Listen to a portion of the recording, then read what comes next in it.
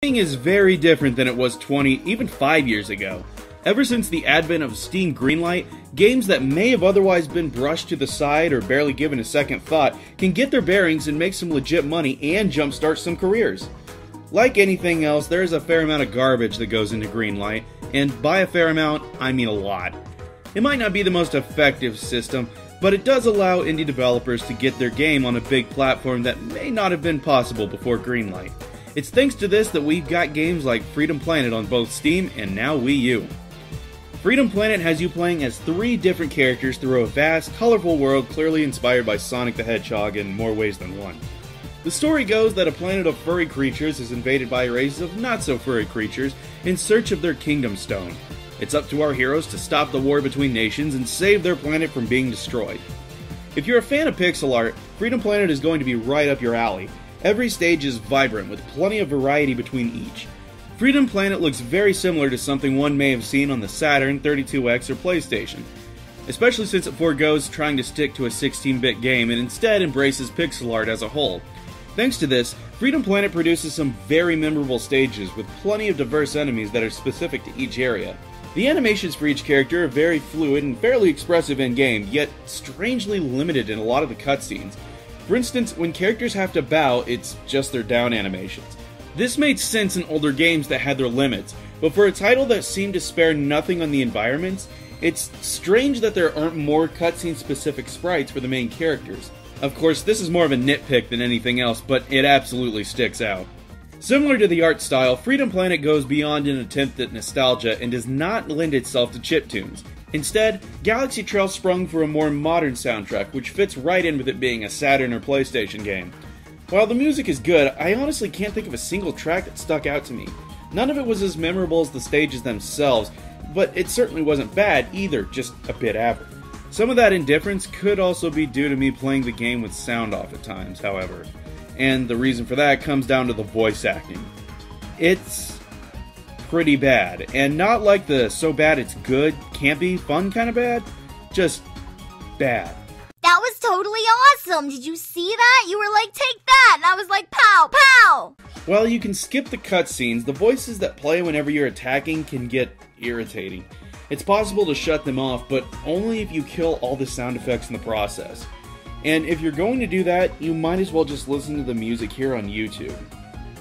That being said, voice acting can't ruin good gameplay, and thankfully, Freedom Planet is a delight. It doesn't take a brain surgeon to realize Galaxy Trail took more than a little inspiration from Sonic the Hedgehog, but there's also plenty that's different in this game. Freedom Planet has far more of a focus on combat than Sonic ever has, with each character having several different attacks to work with.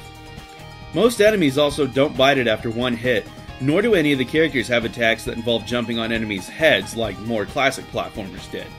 Thanks to this diversity, fighting enemies in Freedom Planet is usually pretty fun, though at times it can be slightly overbearing. While there are plenty of times you'll go fast and do platforming, Freedom Planet also takes time to slow things down a bit to do some puzzle solving. While none of the puzzles are truly brain busters, they do break up the gameplay a bit and are a welcome addition to the stages, which are surprisingly lengthy. Some of that length does come from the bosses, which tend to be the weakest aspect of Freedom Planet's design. There are some really fun bosses. Lilac and Carol's first boss that pays a pretty big homage to Ristar comes in mind.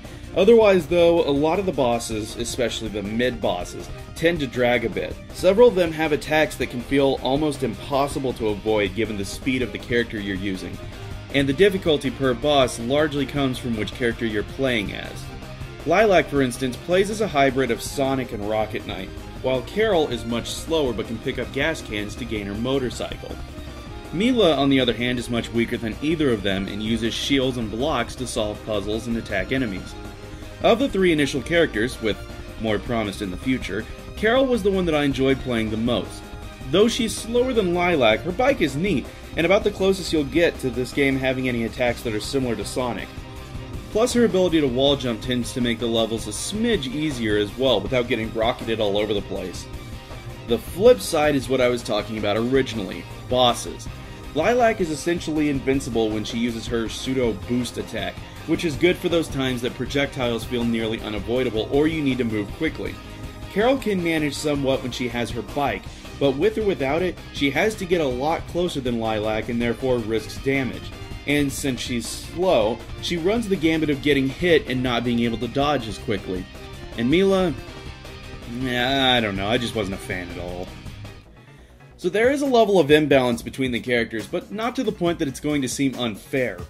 Each character does play differently enough and have certain stages exclusive to themselves, which gives the title some solid replay value.